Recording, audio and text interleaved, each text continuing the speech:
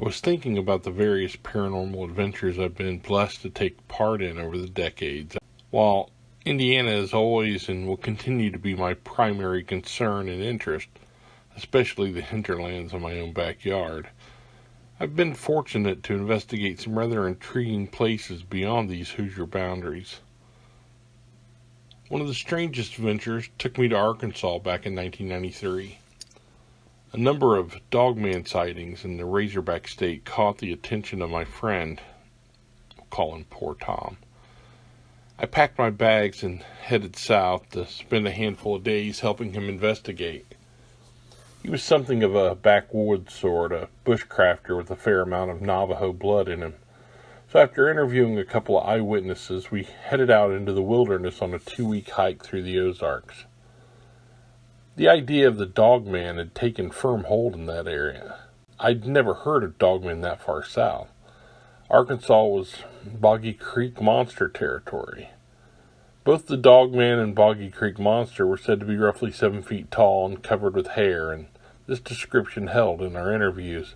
But the people we talked with were confident this creature had a wolf's head sitting atop a bipedal humanoid frame. Tom was full-on convinced it was a skinwalker. In Navajo culture, a skinwalker was a witch who could take on the form of an animal, most often that of a wolf. I tried to explain to him that a Dogman and a skinwalker were far removed from one another, but he was locked in. I was in the Sasquatch or Sasquatch-adjacent camp myself, but the idea of stalking a skinwalker through the rugged mountainous terrain of my ancestors had quite the appeal to me. I was not yet 30, and, being able to put werewolf hunter on my resume was all the coaxing I needed.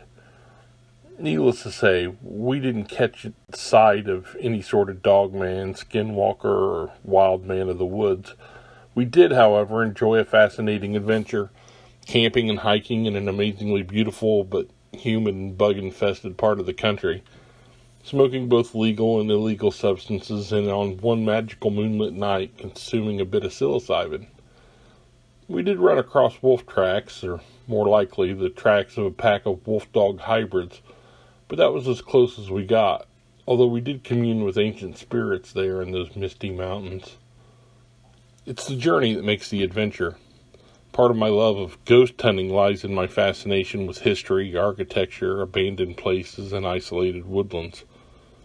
If a place turns out to not be haunted, or to be quiet, on an investigation, I've still had an experience I treasure.